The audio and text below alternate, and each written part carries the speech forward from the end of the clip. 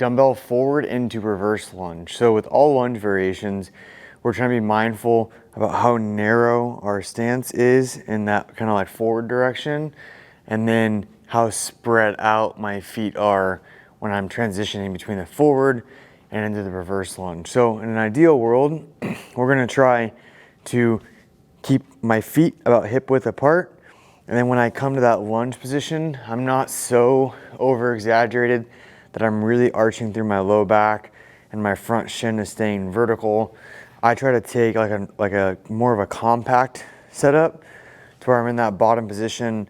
The shin angle is relatively close to my trunk angle when I have those dumbbells in my hand. And then the other piece is if you overstride or if you take too far of a step, when you go to come back out of that lunge, it's gonna feel super awkward, and you'll see people that will swing the weights or they'll kind of throw their trunk back to create momentum. So if you find that that's you, play with how far you're stepping into that forward and into the reverse lunge. And then the other piece of this is trying to make it a smooth motion. So sometimes it's coordination, sometimes it's strength issues.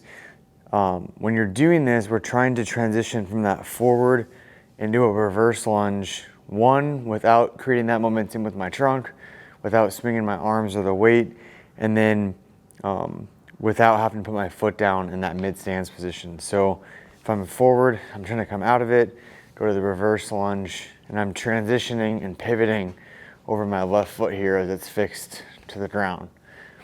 And then as you go through these, again, you're being mindful of your positioning, meaning you're not crossing your feet over. If my feet stay hip width apart, I'm much more stable.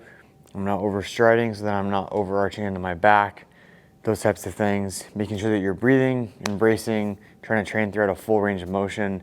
If this is something that causes a little bit of irritability, reduce the range of motion, reduce the load, reduce the rep count, whatever it may be.